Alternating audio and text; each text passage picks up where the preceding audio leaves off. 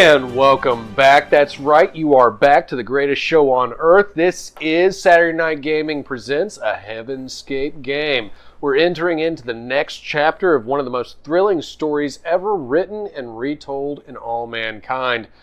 I'm Tony Stevens, I'm your GM, and I am bringing you the campaign that is now going to be known as Voidrunner. We're going to see some horror, we're going to see some suspense, we are going to see if any of these people get cramps in their hands from rewriting character sheets. That's right, death is on the table.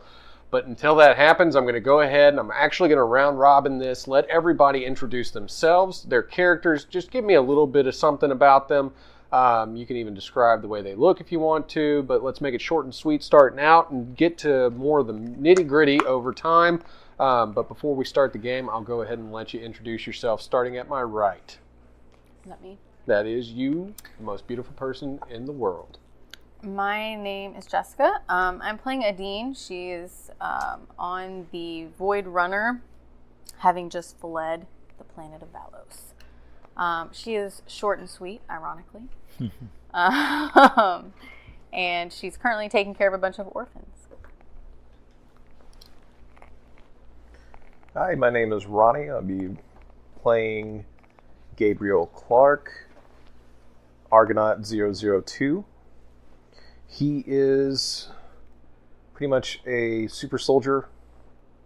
He is also a refugee from another realm named Tenebris that was destroyed by Stein. And now he is on the Voidrunner to see what he can do to help with that. And also the 4-2 threat. I've learned that first season legacy characters don't actually start their growth as a character until they've destroyed a realm of existence. I was about to say that. So those are like, if you second season people want to like live up to the game, you know, year 3 start killing is stuff. there like a Heavenscape social media where they're like, oh man, this person destroyed the realm. Well, no, I have not destroyed a realm, but I've been in 3 that have been destroyed. I think Maybe it's you. You're the common thread. So, like a black cat. you tried to eat a planet. I think that counts. but I'm technically not he playing wasn't at the helm when that was happening. So. I wasn't playing this character. It is his fault though. He did create one of the greatest monsters in all Heavenscape reality. But I'll go ahead and let him introduce what he's going to do today. My name's Chuck. I'm playing Heavy Metal, also known as the Death Droid of 3000. Old man machine. Old man machine. He's literally just looks like basically a Terminator with no flesh and big guns. Rock and roll. And we're not talking about the biceps. my name is Quinn, and I will be playing Calcifer, the one and only. Not really sure where he is, so that's going to be fun. As far as what he looks like at the moment, he has taken on the appearance of a very tan person. He is about 5 foot 6 inches, and he has wavy, very dark brown hair. Okay. I can deal with that. Blue eyes. Oh, nice. Oh, that's pretty. Ooh, I want blue eyes now. I too have blue eyes. I assimilate the eyes. I have. He's not assimilating right now. I have. Well, I can have whatever kind of eyes I want. So, I have blue eyes now. I have flowing cotton candy hair when I get. But describe your character. Don't tell people what you look like. Oh yeah, what's your character's name? Okay, my character's name is Tom Q. Jones. He is a extra-dimensional creature from beyond. And he's here just kind of hanging out, and he has all sorts of fabulous powers. And style sense. And he has great style sense. He's wearing just pink underwear. He's golden skin. Anyway, he is very arrogant, and he may or may not help you. Again, I want you to describe the character, not yourself. Oh, sorry. No, that's all good. Yeah, no. I don't. He is me in a sense. So describe myself is describing him. That's good. We're all representing ourselves here because Adine is short and sweet. Now I'm sure she changes when you get her mad. Gabriel Clark has issues with Stein, which Ronnie battling himself there. That's almost cathartic. Old man machine. That's all Chuck is, and the greatest showman on earth. Here he is, Quinn. She has a fiery temper. And me in charge of everything. Oh my God. Odin's beard. Here I am. All right. So we'll go ahead and break into this. Endless darkness. As far as the eye can see, there is nothing but darkness. Then light came to be. A small spark at first, and then ever expanding, wave after wave of coursing indigo light. Bolts of violent energy began to rip through the void as a tear in the very fabric of existence births something foreign. A large vessel booms forth, scorched and battered. Letters barely legible upon the hull read Exodus. Inside the ship, an older man runs to the bridge. His dirty blonde hair is a complete mess, and a look of excitement and panic on his face. Ian! Ian! We've done it!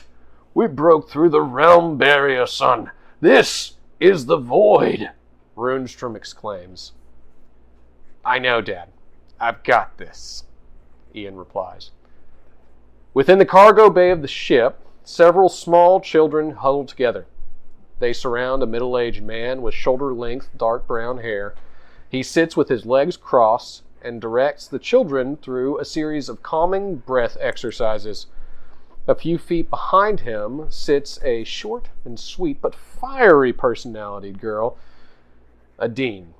She is sitting on a freight box, and right now, what you can see within the room is that there's a clutter of different types of survivors from Valos. Rich, poor, strong, weak, all Volosian. All aboard this strange vessel that saved them from the destruction of their home. That's what you see currently. Okay. Adine. Are you opening this up? Yes, this is open to you right now. Okay. This introductory statement that I pointed at you. All right. Is yours to take. Look at all these people. Look at them, if you'd like to. How will you do that? With my eyeballs. Oh. Do I have to roll to look at them? I mean, if you want to see anything Perception. particularly Well, I thought you just special told about me any that of I them. saw them. Yeah, I just opened the scene to you. It doesn't mean I'm going to just keep telling you a story. I rolled a 30 to see the people around me. That's awesome. So yeah, you see several different orphans and you see a collection of Volosians. However, there is one cloaked stranger that kind of stands out from the rest, and you can tell that under this cloak, which has a analog pattern to it, almost like camouflage, it almost seems like bulk underneath the cloak, something a little bit more armor oriented that's going on, but he seems to stand out to you as not Volosian. Wow, that guy looks sketchy. He does. Can I ask a question before I do anything else? You may. Do you know, can you tell me just a random number of how many orphans have survived and gotten onto this ship? 32. That's very random. Okay. All right. I guess I'm going to go up and talk to him. I mean, he is a strange cloaked individual, or they are a strange cloaked individual standing near your orphans. You are pretty protective and slightly PTSD at this moment. You did jump out of a spaceship onto a mechanized creature that was attacking a dark god from the abyss. Well, that was just awesome. That probably put you some adrenaline overload. Then I got thrown. By your demon daddy back at the ship. Don't call him that. Well, he is That's just kind of a demon daddy, so. And then I got injected. Well, I pissed wasn't about going to give that. that away for you, but yeah, you can tell people if you want to. No, I got injected. It's not That's secret. true. I mean, it was on narrative. It's not a big secret. I got injected with 4 2-bits. So I'm kind of pissed about all of these things. So So you can see Adine has Simtech infection creeping along her neckline, And she loses herself in thoughts of the harrowing experiences she's had. But she's going to go check on this cloaked individual. Yeah. Hey, dude. What are you doing? Oh, it's me. You're the cloaked individual. Does his character say that? What are you doing near my orphans? Yeah. Why are you standing here? It's a place to stand. Well, most of the time, creepy dudes lurking around in cloaks near children is frowned upon.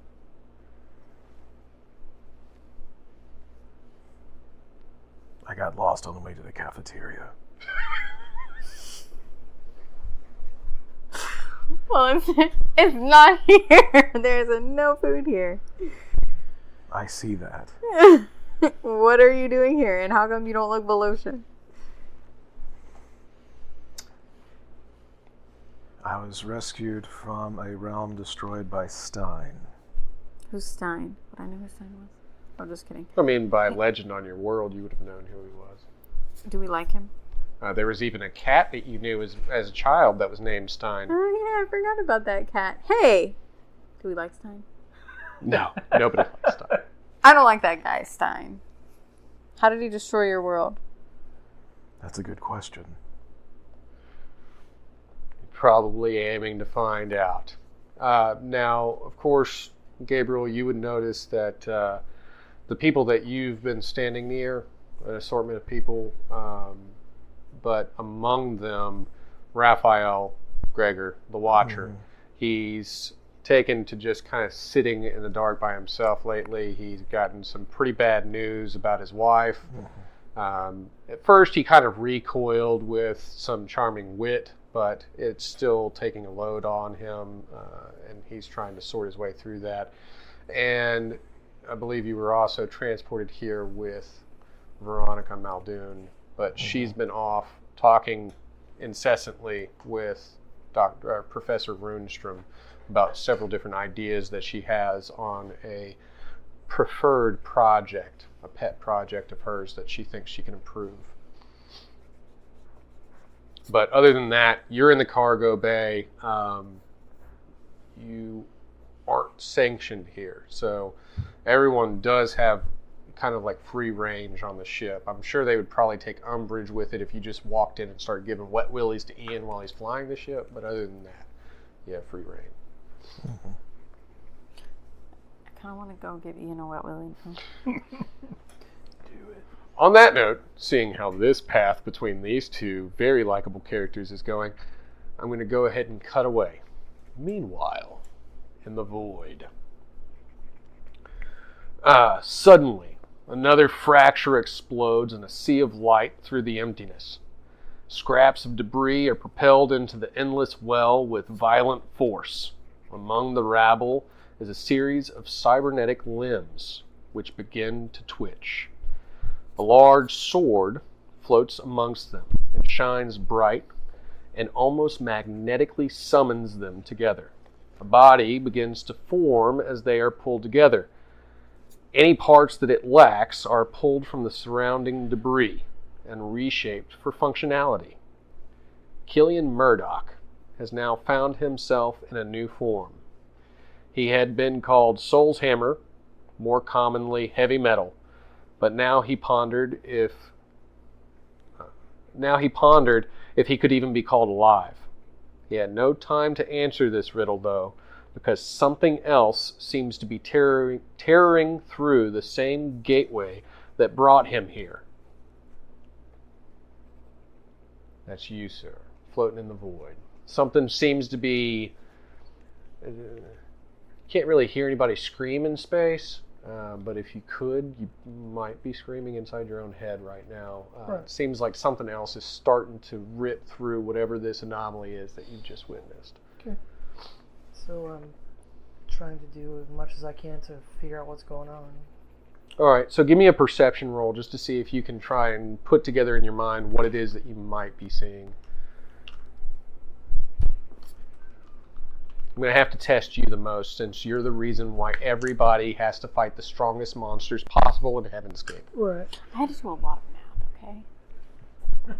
So from now on, whenever y'all get hit really hard, just say, "Thanks, Chuck."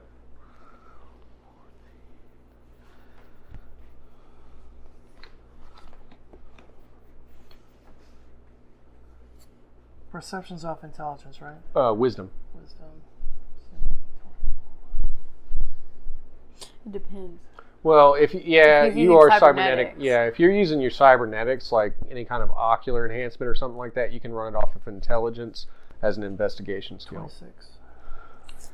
All right. So what you do see, as you're kind of free floating right now, there's not really a way for you to propel yourself currently. But what you witness is kind of like beyond anything that you've ever seen in your whole life. It's a technological behemoth that's coming into view. You can only see just the tip of it right now. The bow of it, I don't know how you want me to say that, Jessica. Far more than any simple vessel, it's more akin to a technological landmass. You're starting to be drawn in by the gravity of this thing. It's that monstrous. All right, so in void gravity, you'd have a few options that you could probably choose from. If you can find like a piece of debris to try and launch yourself off of, but I don't know if you'd be able to get anywhere. Right now, this is the only thing in your surrounding. Right. I'm just going to kind of try and land on it. Okay, so let's see how hard you crash. Go ahead and just give me a roll on dexterity, and we'll see if you can gracefully make your way onto this thing. 18. Okay, so you hit. You don't get destroyed or anything like that. You're not damaged, but you do hit pretty hard. You made a superhero landing on the side of this thing, and your knee is like out of socket for a second. Pop it back in and get the oil can out and start making yourself work a little bit better. Now, meanwhile, though, while this happens, back on the Exodus, as the two of you are standing there in the cargo bay making awkward conversation with each other, one of the main doors opens up, and what you see into the room are two very strange but almost elegant and beautiful entities. One of them stands in white-plated armor, blue paneling, or blue gems in his paneling, long, sleek, shining cape, and what seems to be like a loading circle in the center of his faceplate. You would know this as Solaris, as he helped save you during the events of Valos Twilight. Next to him is something very similar, but much more sleek, metallic, and reflective, with a fedora and a trench coat. As they enter, you see that Solaris, the circle on his face, begins to circle faster and faster. So it's almost like a loading ball. But you can see like he's in intense thought. And as he's come in, he's actually come for a reason. And he announces to the room, I need assistance. If any of you are of sterner makeup than the normal mushy people, I have just gotten a signal from one of my counterparts, and I need to save them. They are close to us and in need of my assistance. I will help you, but first you have to do something for me. What is it you require, small-framed female? I'm infected with 4 twos. Get him out. 4-2, did you inject this lady? Let him voice 4 twos. John. Yes. Did you infect this young lady? Yes. Sorry, I'm just Tom. I'm just messing with you. I cannot 4-2. believe you are of my lineage. So can you voice 4 twos? Yeah, sure. Yeah. Did you infect me? Yeah, of course. Of course I did. Did you even ask for consent before No, he injecting did not. her? Consent is not needed. It So is it was not asked required. for. How can you improve the galaxy, the multiverse, and all existence if we do not do so through example? We must show them something they must adapt to become better. Who are you? I am Solaris. I am your progenitor. We do not recognize you as having authority over us. You have constantly said that since the day you met me when I was attached to Alistair McTavish. However, if I must lead you by example to become a better Adaptoid, then I will. You may do as you wish, and we will do as we wish. I do not have wishes, I only have logic. How unfortunate. Okay, guys, can somebody disinfect me? Fine, come here. I must inject you. What? Oh. What? Well, you need the antibodies. Are the antibodies anything like when he injects me? Am I going to become you? I require no new Solaris units. Right now or like ever? What are these antibodies? Well, as my counterpart Alistair used to put it, it depends on how the mood strikes me. That does not sound promising. Well, it's promising at the moment. I'm not going to leave a booby trap inside of your genetics if that's what you're asking. Or if you don't trust Simtex, then just go on, deal with it yourself. That is a good idea. You have given 4-2 a good idea. I am not here to help you become more evil. I'm not evil. We will see. Okay, fine. It's fine. Just shake my hand and say the magic words. We are Solaris. I'm just kidding. I'm poking at you with some of that frail human comedy. Ha ha ha. Huh. Huh. We can make this... He does like it's too that, late. and something injects into your arm, and a series of nanobots begin to course through your bloodstream. Now, this will take effect over time, but 4-2 is resilient, among the most resilient creatures in all of existence. So it will take time for that to completely be cleansed from you. Okay. It's almost like an ongoing effect you may have to deal with. Yay. We'll see. I didn't inject... I mean, I injected you, but I didn't inject you first. I injected you second. This is not better. This is not a better situation. What do you need help with? One of my first children, Soul's Hammer. I know him. His beacon is reaching out to me. He is in the void. He is lost and he is alone, and I can tell that whatever is left of his humanity is screaming for fear. Whatever it is that he is dealing with right now is a monster. Well, let's go help him. I've been looking for him forever. Good. But I'm gonna I have the help of one very small female. go tell Remy first. Well, fine, go get permission. I should tell him where I'm going. And we need to take this guy because he's lurking around my orphans. This guy. Who are you? That is none of your concern. It is my concern if you're coming with me. I never said I was coming with you. Then don't come with me. I will leave you here. Come with us because I don't like you lurking around the orphans. He's with a 4-2. Are you kidding me? The 4-2 is somewhat misunderstood. Misunderstood. They destroyed my planet. 4-2. I thought Stein destroyed your planet. We saved his planet. Stein destroyed the realm. He's misunderstood. Well, Oh my. You destroyed a planet. I only create. Oh, period. Period. I didn't recognize the period in the code I there. only create. Well, I will leave the 4-2 here on the ship if that's what you're afraid of. But fear should not hold you back if you look to be some sort of soldier. Fear is the mind killer. It's not fear. It's trust.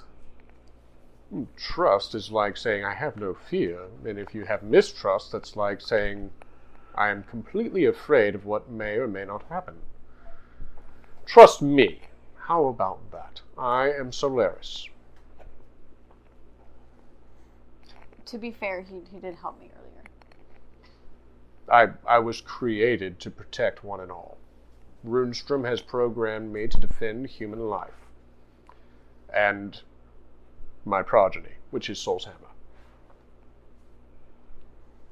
I had more, but they got destroyed on Valos, partly in part due to 4-2 but we will discuss that later. Come with us. We gotta go find my buddy. And you're lurking. I will check here with my CO. Can I roll to convince him? Fair enough. Yeah, you can roll for charisma. He can roll for charisma to not be convinced. You can start out the PvP with a little bit of emotional debate. I don't think you're gonna be convinced. Stranger things have happened. True. Yeah, stranger things. I need a fate. Oh no! I rolled a What'd you 1. get? I got 2 in total. What's your charisma? 1. Oh. Oh, wow. You're convinced. I rolled a 14, or I got a 14 total. So. All right, so you are totally convinced by her. Something about her is just floating your boat. But the way that the favor system will work now, when you roll that low, you will be granted a favor. However, you're not getting the additional XP points into the attribute format right now. Right. All right, so just write down that you have a favor that you can use at another point in time. And do try to remember going forward in this game, you can use the favor point for, what color do you want to be, blue? Sure, I'll be blue. You can use the favor points going forward to either reduce a task's difficulty by 5 to give yourself a +2 on a roll, or to re-roll. So those are 3 options that you have with the favor system right now. All right? So yeah, Adine needs to go check in with Remy to let her know what he's decided to do, and Gabriel, you need to check in with your CEO. Hey, Remy. Oh, bonjour, mon cher. What you doing now, huh? I'm gonna go help this Solaris guy because he's found Soul's hammer. Where did he go? He was on the ship with us when we got into the No, void. he never did. Oh, I thought he was right next to me, I swear. But I've been looking for him the whole time we've been on the ship. But no, that they crotchety found old man gets off places. I don't know. Maybe he found some more booze. I don't know. But But Oh, this Solaris found him, and I'm gonna go help him find him. the big white shiny robot thing. And he also injected me with something that was He did what? that was supposed to stop the 4-2 bots. Because remember, I got injected with 4-2 bots. You didn't tell me you got injected with no 4-2 Yes, bots. I did. We've been on the ship for forever. We've been on the ship for about a week. I told you. As soon as I got on the ship. Was I dealing with the children while you were telling me? Probably There so. are 32 of them, so I can get a little sidetracked trying to keep Frederick from going and getting in It trouble. was probably No. Freddy's fault. It is always Freddy's fault. Are you taking Freddy with you? No. Okay, fine. Full-time job for Remy, I understand.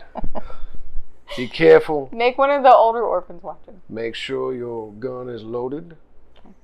If you see anything that even remotely looks like a threat, you kill it before it even has a chance to look at you. Okay. I love you. He kisses you madly. Everyone around looks on with adoration. They're the most beautiful couple anyone's ever seen. Okay. Now, All right, let's go. Gabriel. Oh, I don't want to get you flustered. Gabriel, checking in with your CO. Who is your CO? That'd be Veronica Baldoon.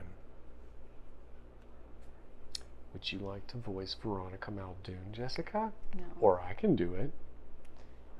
Gwyneth? Hold on. Man, I can't do a female voice. No, for I that. have a question. Is she going to sound Cockney? No. No. Is she going to sound like an old woman?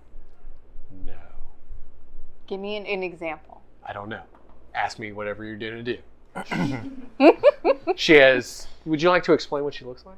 Don't roll around. She is average height, about 5'5". She's got red hair, pixie cut, very much doctor. She's got the lab coat glasses. She's very focused when she's walking around, so she really doesn't pay a whole lot of So, like, resting, Yes. serious What face? is her personality like? Ooh. She's sassy or is she... Very dry humor. She doesn't usually get sarcasm. She reminds me of a doctor I was playing with not long ago. But that you stole from? I didn't do no such thing. I'm just the GM here. Mm-hmm. She's very independent. Got it. All right. You see this woman. She's walking through the corridor just outside the cargo bay, talking with Professor Rundstrom. Officer Baldoon. Yes. Sounds like Solaris. No, it's completely different. Let me get to my dry wit, and then maybe you can tell me what I sound like. You don't know me. This is a trial run. This is who I am, and you can deal with it. I am who I am. This is definitely a trial run. Well, deal with it. I'm the best there is, and that's why I'm here. What do you want, Gabriel? They require my assistance. Who requires your assistance? Solaris. Oh, the robot. Fine. What are you going to do? Do you remember Soul's hammer from when we were held up at her facility? Possibly. There's people, they come and they go. Well, he was one of the ones that was on the team that was sent to rescue us before the realm got destroyed by Stein. With that Talon fellow. Talon? I believe there was a younger lad with him. He reminded me of somebody quite charming. Fair enough. Talking about Al? Al? He called himself Al Strathmore. Is he here? No, he vanished. We must find him. Fair enough. Go find your soul's hammer. I will be here taking care of good business. I'll expect you to come back with no damage or in need of repair. Yes, ma'am. Be off with you then. Rundstrom, can you show me how the Void hyperdrive system works? Yes. They continue to walk down the hallway, but you've been given clearance. Alright, so the two of you would rejoin with Solaris, and he's actually sitting at the airlock compartment. So this is like, there's a door, there's a chamber, there's another door. He's still inside the ship, and he is standing there, what seems like patiently for a mechanoid. And he has already prepared you 2 suits that would be environmentally sound. So you wouldn't implode. Do people implode in the void? Did you? Asphyxiate, implosion, who knows? What if they just kind of floated around? I'm pretty sure safety precautions before anything. But we don't really know scientifically what happens to people in the void. It's not like there was ever a crew of crazy Vikings that went through it all the time to let us know. I mean, okay. They I'll never put on wrote the down a suit. history book about anybody like that. I'll put on the suit. Soldier, do you need a suit as well? I take the cloak off, and he sees I'm already in an environmental suit. Helmet and Visor everything. on. All right. Fair enough. It is time that we go.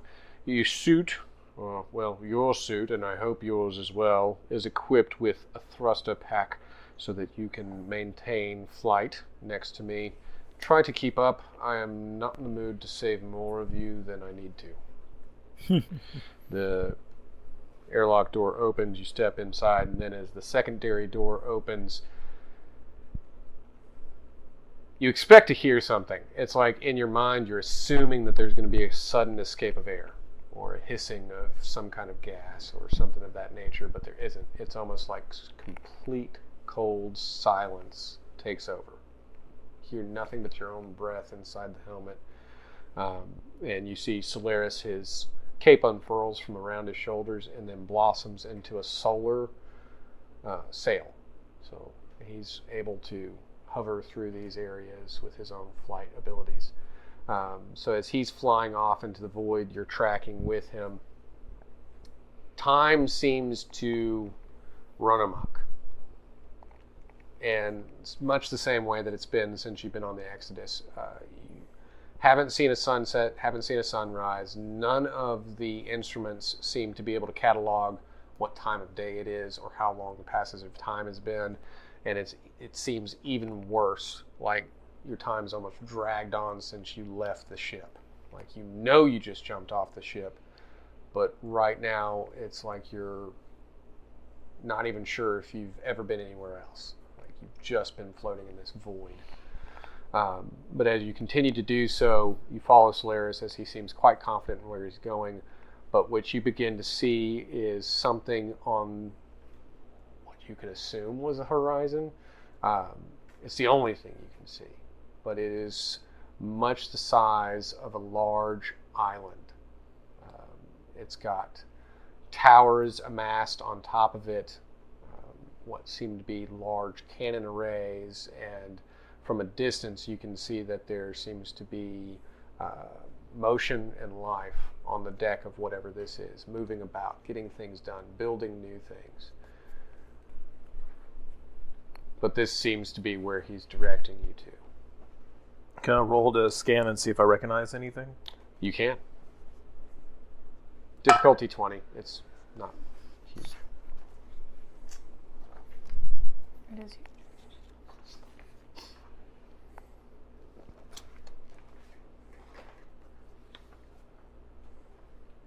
I'm far away right now. I'm still calibrating. You let out too much of a breath inside your helmet, and it fogged up the HUD.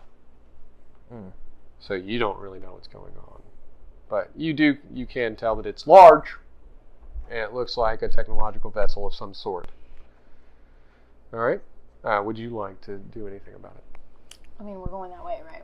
You're already going that way, yeah. But if you want to see if there's any danger to it, or... Well, you already said it had cannons. Yeah, it does. 25. All right. So, yeah, you can tell that there seems to be a safe place to land on the eastern side of this vessel. There seems to be a hatch near it and nothing of any kind of security patrol in that area. Solaris does have mind comm with you if you needed to know that, because he injected you with nanobodies. Does my suit pick up any sign of heavy metal? It does seem like there is a beacon, the one that Solaris is following right now. The beacon seems to be coming from just inside the ship, if you could call it a ship. I mean, this is large. It would be much bigger than any kind of Star Destroyer that you could think of from any sci-fi movies that you may have seen on Valos. They had quite a few. There was Trek Wars. Oh my god. That was anyway. the best. Okay, so I'm going to go that way, towards whatever hatch it is that he's inside. All right, so you're following the beacon. I'm sure that you're following the attractive female. And of course, Solaris is going as well.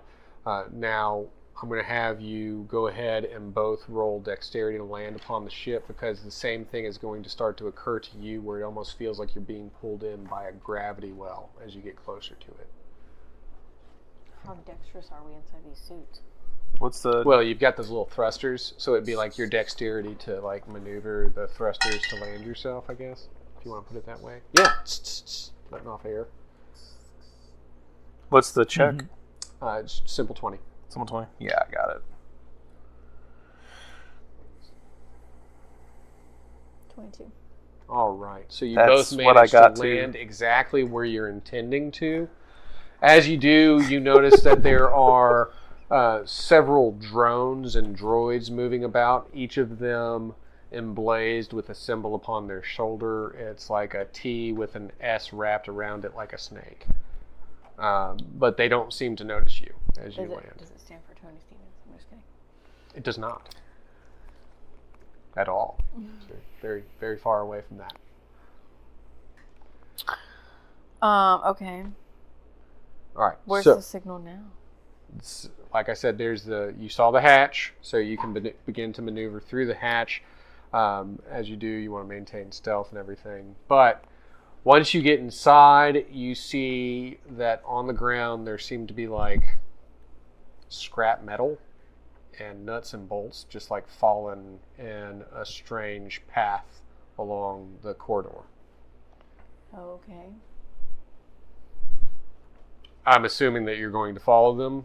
Well, do I need to roll again to like... No, but you need to tell me what you're going to do. That's what I'm asking. Do I need to roll again to find where he is now? No, you can simply just follow the path. I'm laying it out for you, but just Okay. narrate what your character's doing. Walking. Follow Okay. the Yellow Bolt Road. As you maneuver down the hallway, you do hear a large clunk inside one of the rooms to your right. You also see that down the corridor on the left is a door that's open with light emitting from it. Where's the trail going? It seems to have gone in both directions. So maybe he stumbled in here, maybe he stumbled over there, maybe it's not even I'm him. going to go investigate the clunk. All right. What do you choose? Yeah, I'm going to follow suit. Okay. All right. So as you open up this hatch door, you actually see that there seems to be a very large soldier. And he is rustling around through this storage bin. And he is... Yeah! I knew I left it right here. Where is it? Yeah! It's a little too much. Arnold Schwarzenegger. Who are you? What are you doing here? You cannot be here. Are you on detail? Who are you? That's what I was about to ask you. My name is not important. What is important that I am here trying to find my brother's very favorite gun. Dutch left it behind for me, and I will find it. Who left it behind for you? My brother, Dutch, is much bigger than me. Not as pretty. Good Wait luck a with minute. that. I snuck onto this ship. And then crazy things started happening and like lights everywhere. And then all of a sudden, boom, here I am. But I'm going to find Dutch's gun. So you don't belong on the ship either? Oh, so you don't work for Stein? No. If I see him, I I'll hate kill him. Stein. I also hate Stein. Help us find our friend. Are you UAC? We'll help you find your gun. Of course I am. Look at my tattoo. So I see. Look at the tattoo. I see it. Okay. It is amazing. There is a skull and some daggers and UAC. We're gonna I got help this you. when I became USC Airborne. Hey, What? focus. I am focused. We're more gonna than help you find your gun, and you're gonna help us find our friend, and then we'll all leave the ship, right? That sounds fair. Okay. Fine. What does your friend look like? Maybe I've seen him.